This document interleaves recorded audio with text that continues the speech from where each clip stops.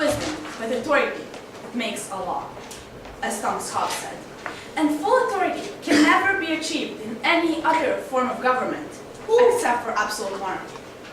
When there is only one person enforcing the laws, they naturally seem more serious than when there is a group of people doing so, as government. Any citizen could declare that the members of the parliament have no right to tell him or her what to do, because that same citizen should have the right to influence politics. And that is essentially what democracy is supposed to be about. The English parliament is supposed to be democratic. And yet, when levelers tried to claim their right to have a say, they were prosecuted. Great democracy indeed. Kind of hypocritical. So, democracy does not really allow people to have any influence in politics and make their decisions for themselves. It just makes them live in an illusion that they are allowed to do so. Madam Speaker, I raise a point of personal privilege.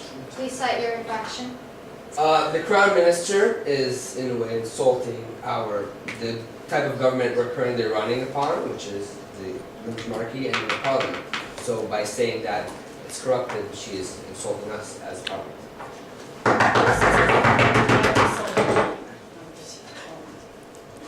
The judges will decide. They will mark it as what she said, and I will supervise it. I would just like to say that in the rules, I am not allowed to insult the Queen, which I didn't. So thank you, Madam Speaker. Presence of more than one political power, such as political parties, divides people into groups, sometimes even making them hostile towards each other. A good example of this is the Russian Civil War, which was raging for 5 years after the emperor and his family were killed, from 1917 to 1923. Hundreds of thousands of people. Madam Speaker, would the Crown Minister like to entertain a question? I'll answer all questions in the end. Hundreds of thousands of people were killed only so that a few people could get more power. And that kind of power and influence is what brings out the worst in people. A good example of how people get when there is a parliament is what used to be an Italian city-state, Siena. In there, noblemen who wanted to become members of the parliament had to fight for it. They would participate in a race from the city walls to the central square. The first to get there would become a member of the parliament. But those races were far from fair. Most of the participants couldn't even get to the square because they were so injured by the other competitors. Some of them even got killed. Is that kind of vandalism and uncivilized behavior what limited monarchy is supposed to stand for? Something like that will never happen in an absolute monarchy, because one person already holds all the power to him or herself. Boo! So there would be no need for little wars to break out between noble households. Madam Speaker, And here I would like to say something. may I entertain a question? All questions will be entertaining, yeah. And here I would like to say something. Madam Speaker, as member of the opposition, said that only one person does all the decisions. Well, not really, because an absolute monarch has all the advisors. So that is not really true. Another quite obvious reason why absolute monarchy is better than any other type of government is that there is no danger of corruption. A parliament made up of many people is made up of many people. Even if most of the people really wanted to improve their country, Madam Speaker, would the Prime Minister like to entertain a question? all questions will be entertained in the end, as I said 3 times before. Human nature cannot be escaped. People who have given power want to get more of it, and it only takes one person to corrupt a group of people.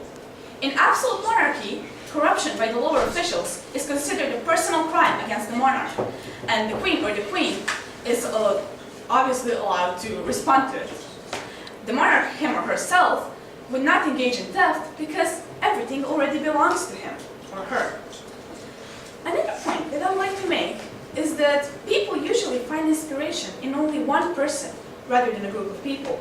Some example being Julius Caesar, Alexander the Great, Genghis Khan. This fact that only an individual can be so inspiring can be proved on numerous examples, the Gallic Wars being one of the most striking ones.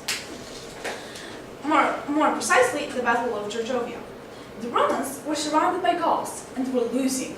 This was a very unusual situation for the Romans, and the army was getting desperate. Caesar, observing that from a safe distance, decided to do something about it. He put on his red cape, which was making him recognizable, and dashed into the battle. As soon as the soldiers saw him, they got so enthusiastic and got so much more encouraged. And that was only achieved by his very presence. The enemies, on the other hand, got scared and started retreating, even though they were much stronger and there was more of them.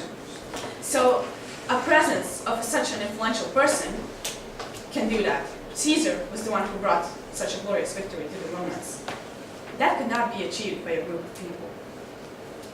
In the end, almost all great powers were absolute monarchies. Ancient Egypt, ancient China, Mesopotamia, Ottoman Empire, Russian Empire, France, Spain, Sweden, just to name a few. Even some of the 21st century absolute monarchies are still leading power in some aspects, like economy. For example, Qatar or Saudi Arabia or Oman are still extremely influential. Qatar is the second world's per capita income country in the world. The only country that has a higher income is Liechtenstein. Qatar also has one of the world's fastest growing economies. However, all of the great powers that stopped existing actually fell after the power was passed from an individual to a group of people. For example, the Serbian Empire was one of the most developed countries and cultures in Europe at the time. Woo! I can name many sources that support. Anyway, during Madam time of Speaker, I raise one point of personal privilege. You set your infraction. The Prime Minister, right now in her speech, in a way, pointed on the representative or queen herself, How so? the leader of opposition. Why are you thinking? He's She not. insulted the queen. No, she didn't. She will explain. She didn't. She will explain. That point of order is tabled, meaning that the judges will decide.